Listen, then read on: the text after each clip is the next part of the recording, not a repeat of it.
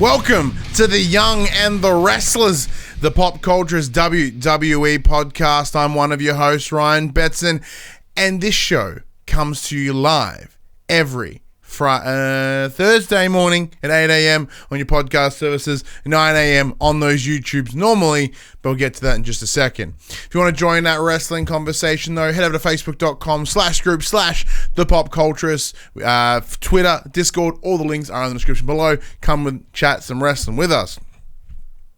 And if you want to join the wrestling conversation as it happens, head over to patreon.com/thepopculturist in support of any dollar value. Get yourself a nice little sneaky link where you can watch us record this show. Now, as you would have noticed, this week it is coming at you at a different day. It's coming at a Friday. It's a little bit different. So that comes for two reasons. A, I fell asleep. And two, I fell asleep. So after a long weekend at PAX and then back at work and long days at work, so I had some training that's gone after hours. When Wednesday night came, I just passed out on the couch. I had dinner, I laid down and gone. Woke up like 3 hours later and it was like 10, 11 o'clock. I'm like, shit. I have to go to bed now. Well, it's rather than do it than get it all hassle and then that I thought I would delay it a day. It's Raw. It wasn't a very good episode anyway. Spoilers. But we can get into it a little bit later. But before we dive into the show, I've got that bit of housekeeping out the way. There's a second bit of housekeeping I want to talk about. Now, as I mentioned, with us doing this show now twice a week, that has caused some logistical problems with the likes of Jem, as she lives about an hour and a half away from here, where the show is recorded. So for that reason, we have done something cool. So thanks to the incredibly kind people that support us on Patreon, we've been able to do this. I was able to go pick up a mic for her. This is the Audio-Technica AT2020 USB. So we use the AT2020 here, but it runs into a mixing desk. So we are using the USB version, and that will go to Jem's place, and that will allow us to record remotely, so she can do it at her place, I can do it here, and we can still deliver you that show twice a week, and without any loss of audio quality, at least. Some things will change around the video, and we're still working out the kinks on that one currently, but at least for those podcast listeners, it's going to stay consistent, which is awesome. So big thank you once again to all our Patreon supporters. Your names do get read out at the end of the show in the credits section. And yeah, without your support, that would not have been possible. A lot of what we do here would not be possible. That money is incredibly helpful in maintaining this channel, this show, as well as our other shows, including the Young and the For the Players, as well as the Young and the Wrestlers. Yeah, it's very helpful, man. It's very, very fantastic. Oh, and one thing I forgot. If you want to help us in another way, you can head over to popculture.com/shopping, buy shirts and shit with our logos on it, because I missed that section for some reason. We are also on Twitch, twitch.tv/thepopculturist. And while you're listening to us on your podcast service of choice, why not give us a 5-star review or a review that you think's equivalent, and a written thing. Just help us get us in the algorithms, because it's getting exciting. Next week, we have WWE Live, so the Raw episode will be late once again, because next Wednesday, rather than recording the show, we'll be at Rod Laver Arena watching wrestling. So we've got a bunch of essentially a SmackDown house show here in Australia. Cannot wait. Absolutely excited. Got announced this week that Charlotte Flair's doing a meet and greet at EB Games in the city. Now I know it's being handled by 2K, so I'm going to put some feelers out, but I guarantee that nothing's going to come out of it. So so we'll try go there and at least have 2 seconds for funsies. And we should also mention that WWE 2K20 does come out next Tuesday. Hopefully a copy comes our way. If not, I've pre-ordered the collector's edition, so there will be an unboxing of that on this channel. We'll see which picture we get, whether it be Edge, Kurt Angle, or Rey Mysterio. Fingers crossed for that Kurt Angle. And then obviously we'll return to our regular pay-per-view streams with the power of 2K20. Which is very, very cool. But that's all the housekeeping out of the way. Let's get into the show as it stands.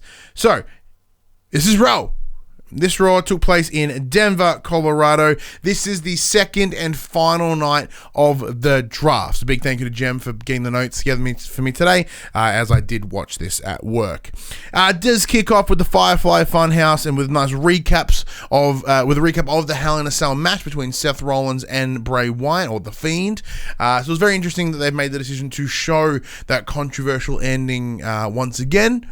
But that's fine by me. You know, they're happy with it. I have, you know, so some questions about it, but I think it came off all right in the end.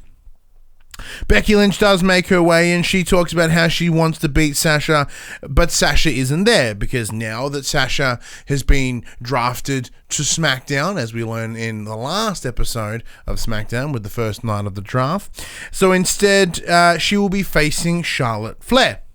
Now, and whoever the winner is of this match will get the first pick for that brand. So similar to Roman Reigns and Seth Rollins having their little fight in order to organize draft picks, they've done the same here as well. There's this weird situation where Charlotte sort of gets in the ring as well, talks about how maybe she wants to be friends again, because as we do know, they were best buddies back in the day, up until SummerSlam 2018, where Becky did turn on Charlotte, socking her in the face, and getting on the path that we now know Becky Lynch for. Very cool, but spoilers, Charlotte's tricking you, socks her right in the fucking face. And then they start brawling, refs come pull them apart, then the match officially begins. This was a long-ass match, but in a good way. I really enjoyed these two. I want to see these two go at it more and more. I do think as they are both certainly fantastic competitors, and the more they get in the ring with each other, we get to see some cooler shit as they go along. And a big example of this is just sort of like just the growth in how they've gone. In the same way that Lacey Evans and Natalya, we started seeing better matches between the two of them because they were facing each other more often. Same thing here. Now, these guys have been in competitors forever because of, horsewomen and stuff like that. But in terms of their current storylines and the current characters that they have, I do think it would really benefit from having them go at it more. Jem's commented here saying there was terrible commentary, which I tend to agree with just consistently. I will continue to complain about Jerry Lawler being on this fucking panel. I absolutely can't stand him. His commentary is just atrocious. It's not even good. It's actually quite disgustingly bad. And it's a little bit compared to the likes of a two-man team over at SmackDown. He is embarrassing himself here, and I do hope that if this is that transitional window for the other two gentlemen whose name escaped me right now, Vic Joseph and Dio Madden, I think they are. So if this is transition for Vic and Dio, and then he eventually just fucks off, that literally can only be the best situation here. I really need him gone. He actively throws out every sort of flow within that panel. It does. There was a moment where Charlotte getting quite pissed off at all the near falls, which understandably. Every time she goes to get the pin, Becky pops out. A bit frustrating. However, Becky did get the win with a classic sneaky roll up. The one thing that is the most dangerous thing in sports entertainment, during a tantrum against the ref to get the win. So as a result, Raw does get the first pick once again. To no surprise, knowing that they are once again picking 3 to SmackDown's 2, the order would be a little bit jank if they, was like SmackDown, Raw, SmackDown, Raw, or something like that. It would be a bit weird. But it'd be cool if they did it that way as well. Charlie Caruso's backstage with Seth Rollins, asked about the possibility of him being drafted to SmackDown with The Fiend, because this is the thing, regardless of you being a champion, there was this belief that anyone could go anywhere. Doesn't go that way, but the possibilities were there, and that's the thing. So talk about this, and Seth sort of doesn't seem too phased about it, but he mentions the idea that he will be going Fiend hunting, because he knows that obviously with the Fiend being here in the ring, you can only presume that Bray Wyatt is somewhere around, and the Firefly Funhouse is presumably within the building. Saying that though, there's some storyline problems there. There's some sort of like kayfabe breaking, I guess, there, but we'll get to that a little bit later. First, we get a draft recap. So we get a draft video recap that shows everything that took place in the SmackDown before, who went to where and what the results were. Showed a bunch of that shitty footage of the people in the war rooms being like, Robo fucking NFL man. Stephanie McMahon does come out once again to announce the draft picks. Should mention, very boring. They really should have at least had some footage of the people getting drafted or having them come out on stage. That would have been cool. But instead we just get her listing names. First pick for Raw is Seth Rollins, unsurprisingly, Universal Champion. Probably want to keep him there. SmackDown take Brock Lesnar. Once again, unsurprising, he's a champion over there. Raw, in an interesting turn of events, pick Charlotte Flair. So Charlotte Flair is now back on Raw, and hopefully we get to see some more of her with Becky Lynch. Thumbs up for me is what I said to that one. Unsurprisingly, the SmackDown take the New Day. This is all of them. This is Xavier Woods, Kofi Kingston, and Big E. They are all staying put on SmackDown. And finally, for the first round, Raw takes Andrade with Zelina Vega. Fantastic. I love Andrade. Bring him over there. No issues to me at all. Saying that, compared to the list that the Dash provided to us earlier in the week with the dirt sheet, it did have Andrade and Charlotte Flair split, which, as we know, they are external to their match, to their in-ring abilities. They are also dating in real life, and WWE are at least somewhat supportive enough to keep partners together where possible. Then we go back to the one thing. We have that draft panel again of Renee Young, Booker T, Beth Phoenix, and Samoa Joe. Joe has a cast on his arm at the moment, something that I wasn't aware of. I knew he was out for injury, but it must have been semi-recent with him, in fact, having it all cast up. Next, we have Andrade with Zelina Vega walk into the ring. Vega has that mic. She's talking about the draft and talks about, you know, being picked within the first round alongside the likes of the Horseface instead of the Horsewomen. And you saw the idea of like having Andrade selected in the same round as your Universal Champion, as your WWE Heavyweight Champion. That's no mere coincidence. That is because Andrade is on that level. He is up there. He is in the higher echelons of WWE, and this has demonstrated his place as such. And how many superstars, and the Raw superstars particularly, will have the privilege of losing to Andrade. Nice little touch there. I do still think Zelina Vega is an excellent mouthpiece for Andrade. I think she's fantastic. Next up was Andrade versus Ali. Ali didn't get any introduction on camera. It was during the ad break. He comes back. Now, of course, Zelina Vega doing what she does. She interrupts immediately. And then at the bottom, we see the breaking news scroll. When we see the people that have been picked as they happen, it's a nice little reminder for those that may have missed that first section.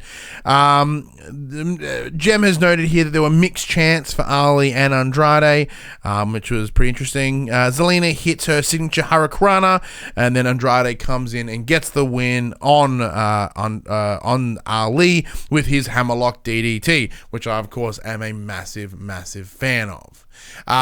Cool. Makes sense. Andrade is going to be on Raw. Give him a new shot. We've seen Andrade Ali before, I'm pretty sure, but it's fine by me. The matches on this draft show are kind of just placeholders while we wait to hear about who's going where. So the outcomes or whatever is not too much of a hassle. It's enough just to sort of, as I said, fill in the gaps. Excuse me. Next, we got the second round of draft picks. We get Raw. We'll be taking the current women's tag team champions, the Kabuki Warriors. Fantastic. SmackDown will be taking Daniel Bryan. It's once again contrary to the list that Dash provided. Raw will be keeping Rusev. Fantastic. We're going to see some more Rusev, Alana, Bobby Lashley stuff in the future. Thumbs up for me. SmackDown, unsurprisingly, keep the women's champion Bayley, and Raw will take Aleister Black. Now, I myself, massive hard on for Aleister Black. Think he's fantastic. A little disappointing because I presume that means he is not coming to the show this week. However, once again, he is the the husband of Zelina Vega. Therefore, it's nice that they're keeping partners together. Next, the Viking Raiders do come in. We see an SNL recap of Braun Strowman stuff. This was a Raw Tag Team Championship match against Robert Roode and Dolph Ziggler, or Rudolph.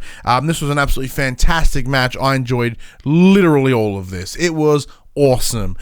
This was an incredible tag team match. Viking Raiders were as you would expect, just absolutely dominating with relentless force. Saying that though, Bobby Lashley, Robert Roode, and Dolph Ziggler did offer some incredible resistance. There was an awesome, famous glorious DDT combo, which did almost cost the match. However, with Ivar jumping in, breaking the pin on Eric, was able to continue a little bit forward. So excuse me, I should put water in here. But yeah, having those very close pinfalls, some awesome signature and finisher combo work. Absolutely loved it. And we should mention that the Viking Raiders are your new Raw Tag Team Champions. Boy, did I pop my face off when this happened. I was watching this at work. I was sitting at my little desk, watching all the other guys. The guys were watching along with me, and some of them were playing games. And a couple of us actually jumped out of our chairs. We were very happy to see the Viking Raiders come out as the winners here, because they have been winning a lot up until this point. However, it was all sort of leading to a tag team championship match, and I'm glad it finally got there. Glad it finally happened. Big thumbs up for me. Incredibly happy. There was a post-match promo talking about that they were the first undefeated champs to win the IWGP, that is the New Japan, the Ring of Honor, the NXT, and the Raw Tag Team titles. Very impressive here that they've dropped the name of two rival promotions. That doesn't happen all that often, so that was pretty cool. And once again, with the NXT Championship, they were forced to relinquish it, I believe. If not, they lost it to the Street Profits, which the Street Profits are now also on Raw too. So I'm very, very intrigued to see where they go. Street Profits now being drafted, being like, well, hey, we beat you down at NXT. We can beat you here. So I think there may be a little bit of feud between Street Profits and Viking Raiders again, because it was fucking awesome on NXT. Round 3, we get for the draft. First off, we get Raw. They have taken Cedric Alexander. I couldn't care. SmackDown take Shinsuke Nakamura. They did say it was with Sami Zayn.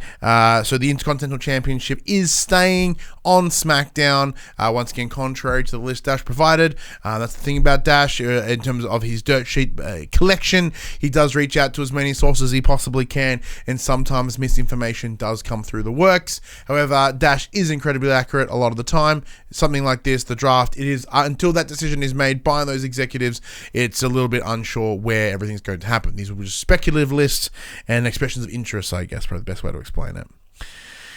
For Raw, they take Humberto Carrillo, who's been a 205. I believe he had a 205 championship match just recently. Compared to everybody else, he was given no additional information on that opening picture. It was just his name, because he's not done a whole lot. So that's a bit of a bummer. It's all well and good.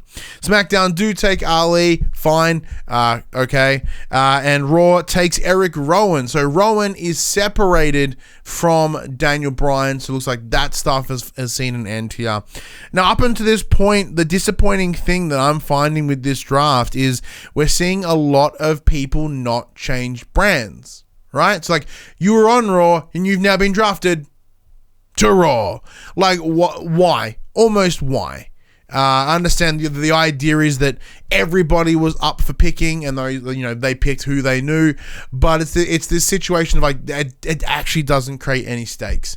I had no stakes in here about knowing who would be picked. I'm like, well, your Universal Championship, Seth Rollins, you're probably going to stay here. Becky's going to stay. There's no way they're moving Becky over there. Because if it was me and I was SmackDown, I would have instantly pilfered their big guy. The face of that brand, I would have taken them. I'm like, well, you're on my brand now. You now become the face of my brand. Like, drafts are supposed to be competitive. They're not about like taking what's your, as in like, oh, you take yours and I'll take mine, and we just go like that. No, this is fucking ruthless, man. This is like, once this person is picked, they are locked to said brand. Play dirty. Play smart. And I don't think the draft picks here were smart or dirty. It was just literally safe, except for some minor changes. It's almost as if they didn't want to ruffle the tree at all. It's a little bit embarrassing. Next up was Aleister Black versus Eric Young. Who, as we mentioned, was signed to Raw over the weekend because there were some announcements post SmackDown about people getting picked and assigned to certain shows. All right, cool. Eric Young once again got no intro. He just came in there to make Aleister Black look good. Aleister Black kicked his fucking ass. It was awesome, and it did end with the Dark Ritual submission, which is the kind of like the choke out from behind the back. Bing, absolutely love it. I think it looks fucking amazing. Fourth round, I believe. Fourth round? Yeah, sure. Raw gets Buddy Murphy. Fascinating. Buddy Murphy, Australian boy, Melbourne based. Well done, buddy. Going away to Raw. However, he is still attending this week here in Australia. It's his last ever match as part of a SmackDown roster.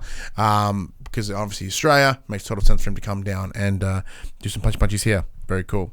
SmackDown did take the pairing of Rudolph with Dolph Ziggler and Robert Roode.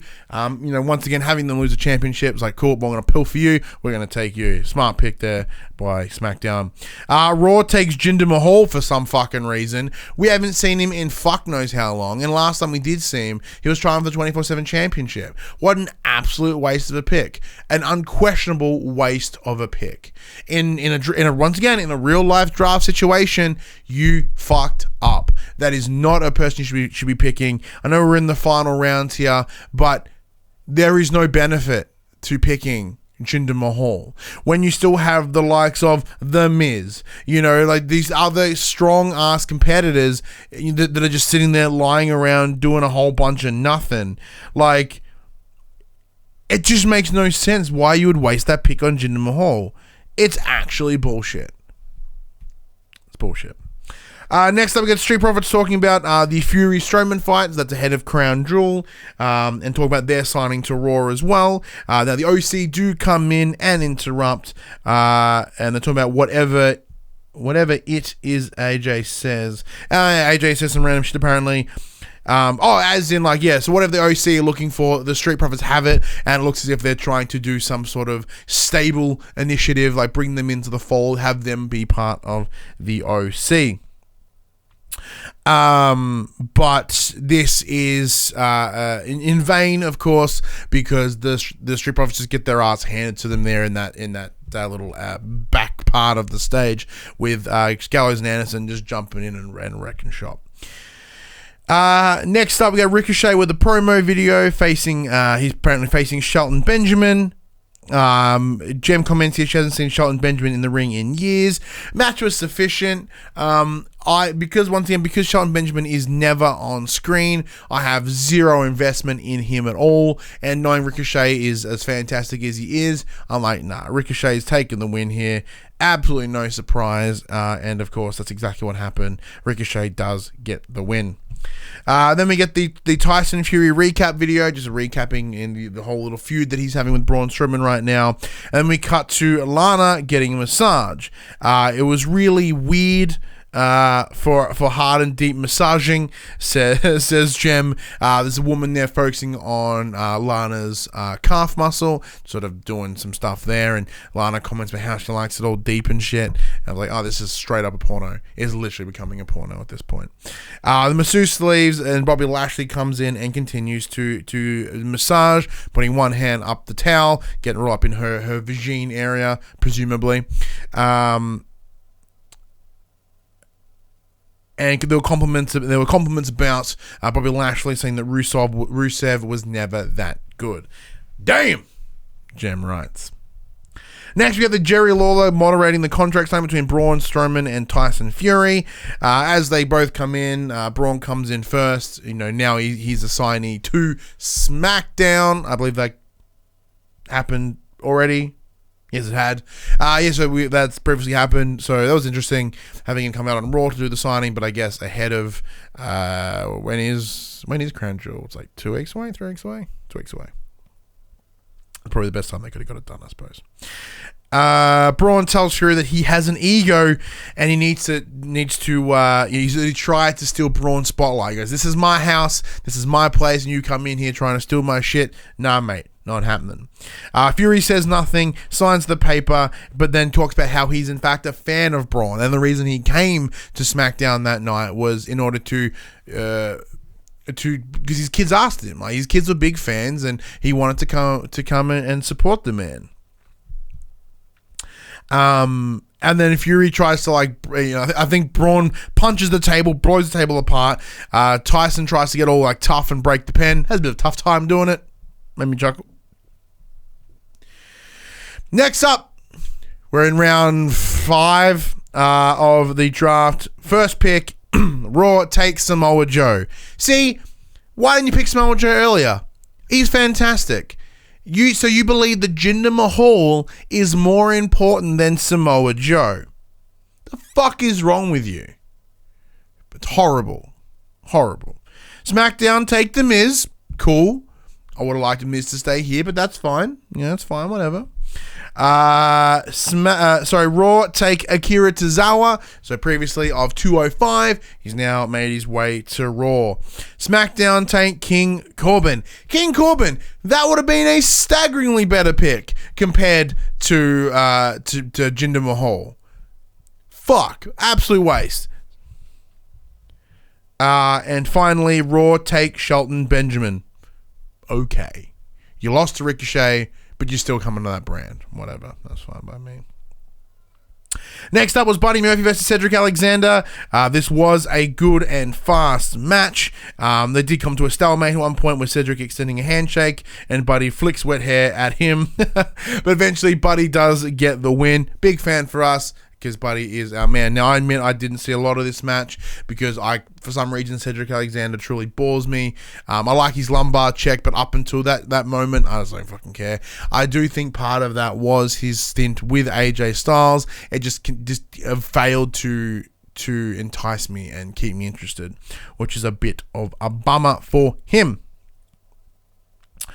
Next, we come back and backstage, and we see Street Profits, and they're calling out the OC that they will be taking them on at a later date, but they will need a partner, but they'll be keeping that a mystery. So there's some things to look forward to in the near future. Whoever will be the third member of the Street Profits to take on the OC. At this stage, couldn't tell, couldn't predict it. I have no idea. All right, final round of picks here. We get Raw. They will be taking Rey Mysterio. Cool, good pick. SmackDown will be taking Shorty Gable. Okay, couldn't care. Also, his name's Chad Gable, mate. Alright. So they'll be taking him over with Baron Corbin to SmackDown. So I presume that feud will is going to keep going in some capacity. Interesting decision. Raw take Titus O'Neil. Why? Raw, your picks are bullshit. They are actual bullshit. You are wasting picks on random ass people. It's almost like a thing when, I don't know, fuck it, that guy. Why? Like, this is the thing. Everyone that doesn't get picked here, they become pool free agents, as in they can go to either SmackDown or Raw. Almost is whatever of their choosing, as they've implied. Which means they don't care what those people do. So why not pick some people of interest within that list? Because I'm sure there's a handful rolling around in there you take. Why not take the AOP? Why not take the Usos? Two of those tag teams were not picked. Why? Jinder Mahal and Titus O'Neil are apparently more important and better competitors than the AOP and one of the best tag teams ever, the Usos. Fuck are you doing, Raw? What the fuck are you doing?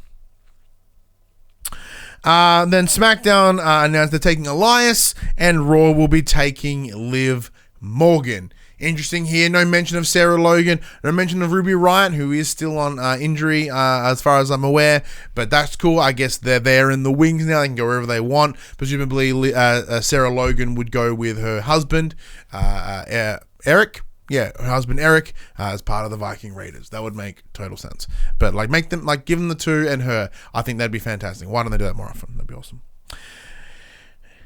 Next up, we get the Kabuki Warriors versing Natalia and a mystery partner. And Natalia comes out and says that who would be the best person for me to pick? Someone who I know is an excellent competitor in the ring, Lacey Evans. I'm sorry. You've just spent 9 matches feuding with this person and now you want them on your team. What's going on here? And on top of this, right? So, in terms of the actions that we're seeing, the Kabuki Warriors, they're doing some heely tactics right now, but they are super over. So, like, they are doing these sort of, like, anti-hero tactics, and the crowd goes fucking wild. They think it's fantastic because they think they're the ones they should be supporting. And on top of that, we've got Lacey Evans, who has been a known heel for the longest time. So, they have her come in here with Natalia, who can't seem to fit where she wants. She's pretty face apparently. So like they put them together so that there's the conflict there.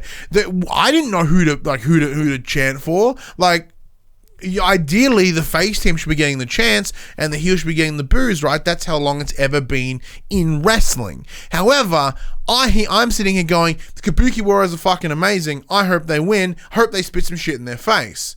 Like I want, like the crowd reflected the same thing. They were very happy to support the heel team here. Not how it's supposed to be done, from my understanding, but that's fine by me. Because Kabuki Warriors win, no issue at all. It was a long match, and with Oscar getting a sneaky roll up on Lacey for the win. And finally, we do get the Firefly Funhouse. We have Bray speaking to Seth, saying that he saw him around the thing, and Rambling Rabbit is there talking about how that Seth is coming and that he is scared. Now, what was fascinating here is then Seth does come in, attacks Bray in the Funhouse, and continues to smash all the pictures on the back wall. So everyone within the space asks him to stop. Crowd is booing up a storm. Then Bray comes up. He almost gets in Seth's face, but then he seems to be really quite afraid and asks Seth why he's doing this. Why is he attacking him? You know, this is uncool. And then Seth continues to attack him again. Seth talks about how he's going to literally burn it down, then proceeds to burn down the Firefly Funhouse. Credits. The fuck was all of this? Now, I'm gonna get into something a little bit for a second here. Our kayfabe's broken. I was always under the impression that the Firefly Funhouse was kind of this alternate place, or at least it was giving it this vibe that it was somewhere a little bit different. But here, by having Seth Rollins go into the place and fuck it up, leads me to believe that like so it's always just been this random ass set in the back of the stadium. Like, look, we know that it is, but in the storytelling that we presume that they were trying to do here, it makes sense. Like, why did nobody else rock up? Why did nobody else just show up? Like, Braun got attacked, Seth Rollins got attacked, Mick Foley got attacked. Like, there's a ton of people that really could have just gone in there and fucked him up. We've seen Braun Strowman do exactly that to people. So why could Seth Rollins all of a sudden find the Firefly Funhouse, but Braun couldn't? Now, the other theory that I've heard going around here in terms of like kayfabe storyline is that this place is an alternate place. It's somewhere that people don't know about. And this is the thing. The Fiend let him in. Whole idea is let me in your head, and that's what's happened here. At Hell in a Cell, the Fiend had broken Seth Rollins to a point that the Fiend owned space in Seth's head. And maybe that by having the Fiend in Seth's head, Seth has access to this place, to this alternate reality, this thing in the brain where the Bray Wyatt with the Firefly Funhouse lives. It's one way to get around it, I guess, in terms of storytelling, as you know, like this has happened and he's now over here. However, We do also find out that during this episode that The Fiend and Seth Rollins will be having a Falls Count Anywhere match, I believe, or a Last Man Standing, one of the two, match at Crown Jewel for the Universal Championship. The fuck? This is why I fucking hate these Saudi shows. The draft. The draft is hard and fast. You are drafted to that show and nothing changes. You do, like, that's where you live. That is where you work. You are now part of X show. Nah, Saudi show, we are getting SmackDown versus Raw. Minutes. The draft hasn't even ended yet and they're announcing this match. Utter bullshit. These shows are abhorrent. A, they're not just fucking gross because they're happening in that particular area, and we all know the problems that are going around with the Saudi government and the Saudi establishment, but this is fucked again. It instantly breaks any fucking storytelling that they're trying to do. And because they're being paid so much money to release these Saudi shows, they tied them into the story. But it breaks that story because these shows don't need to exist. They just cause additional problems. It's bullshit. It's absolute bullshit. These Saudi shows took time away from what they could have been planning for Hell in a Cell. And we wouldn't have had such a problematic result if they had done that. It's absolutely bizarre. I hate these shows. I just...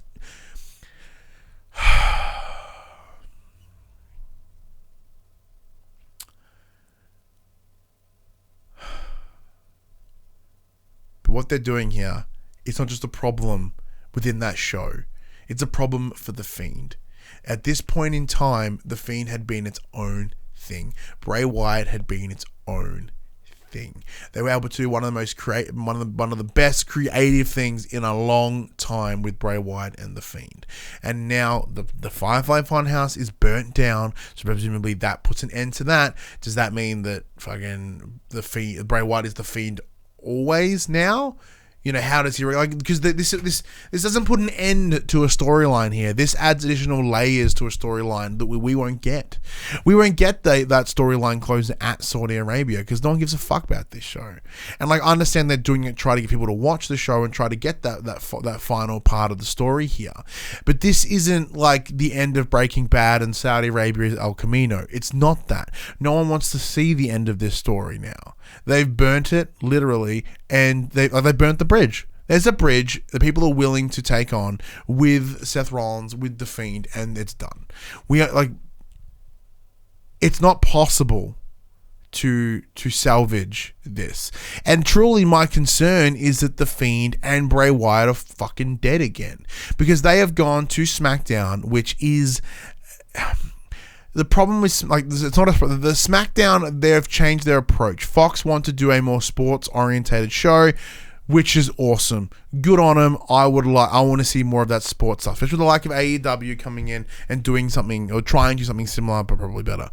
So they're going that's more sports-focused. How does Bray Wyatt and The Fiend fit within that sports focus? It doesn't. It simply doesn't. The Fiend would have had a much better time staying on Raw. On Raw right now, one of the biggest stories is, that person's sleeping with that person's wife. It's soap opera shit. And that soap opera shit is where The Fiend would have had the great time because they could do whatever weird stories they wanted. They could tell whatever weird shit they could come up with, and it would work. But in this sports reality over here, a character that can allegedly drag people to hell, that has supernatural powers, that is a literal B-grade movie monster, is somehow got to be up against the likes of truly sports athletes like Cain Velasquez, Tyson Fury, Brock Lesnar back in the day. It doesn't fit. There is some breaks here that just aren't very cool. But that does bring us to the end of the show. look, for me, in terms of what do we give it out of a Kurt Angle rating, it's a bar. It's barely one, mate. Like, nothing here literally surprised me, apart from a couple picks. But even then, once you saw the first pick, like as an example, Andrade, you knew Charlotte was coming. The second we saw Andrade and Zelina, you know Aleister Black was coming. There's a couple of things here they really could have broken the mold and shaken some things up a little bit, but they failed to do so. Overall, this draft has been kind of a bit of a shit show, and there's been no moments of going, holy crap, that is absolutely fantastic. There's like the hype behind this draft has been completely void. It's just null hype at this point. I'm really bummed out and disappointed by that personally. On top of that, the picks that were used that were horrible, Raw picked disgustingly.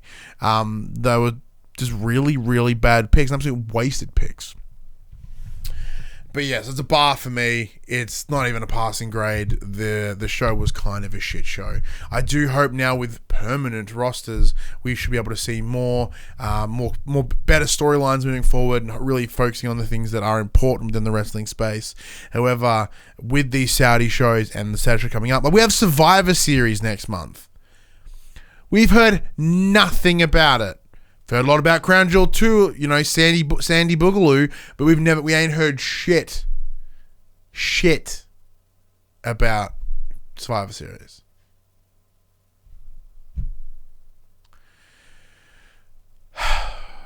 Well, this conversation normally comes to you every Thursday morning at 8 a.m. on your podcast services, 9 a.m. on your YouTubes for that Raw discussion.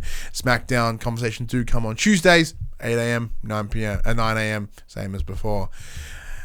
If you want to join that wrestling conversation, head over to facebook.com/group/popculturist, Discord, Twitter, links in the description below. Come chat to us about wrestling in all those places. We would love to talk to you about it. If you want to join the conversation as it happens, head over to the patreon.com/thepopculture. Support us at any dollar value. Get to watch us record this show live, as well as the other show for the players, the Pop Culture's PlayStation podcast. And once again, thank you to the support of Patreon. We've been able to pick this Audio-Technica mic up for Jem, which will allow us to do this show remotely, so you'll never just hear my voice, you'll always hear Jem. I know that Jem is way more appealing than I am, so it works. Thanks to you, you're not just getting this dumb mug, alright? But if you want to support us in a more once-off fashion, though, head over to popculture.com/shop. We buy shirts like this, other assorted shit with our logos on it. We are also on Twitch, twitch.tv/thepopculture, which I'm about to go do. The second I finish here, run out here, put some food in my face, come back in, live stream something. I don't know what. I'm not really putting much thought into it. But yeah.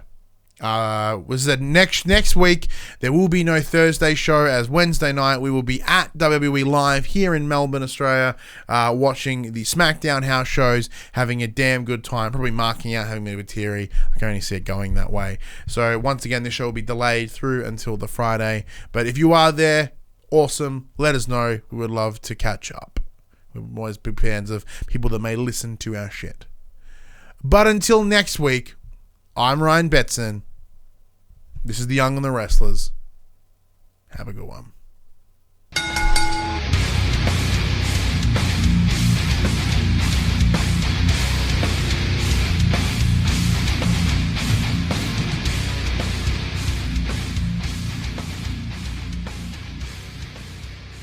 The Young and the Restless, the Pop Culture's WWE podcast, is fan support over at Patreon at patreon.com/thepopculturist. And we'd like to thank our Patreon producers and our Patreon founders for their kindness, their support, and their generosity. Our Patreon founders: Alpha Ferret, Craig O'Flaherty, David Chataway, Jesse Stevenson, and Jacob Garner. And our Patreon producers: AJ Abatomi, Damian Holdies, Kyle Dunn, Lee Wintershoven, Nathan Massetti, Paul James, Pure Mongrel, and Sean Levitt.